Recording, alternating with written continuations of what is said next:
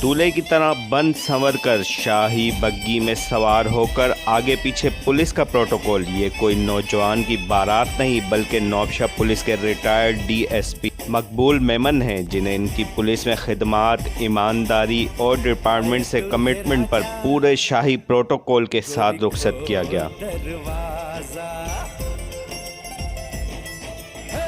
पीछे बाराती आगे बैंड बाजा, आए दुल्हे राजा गोरी खोल दरवाजा।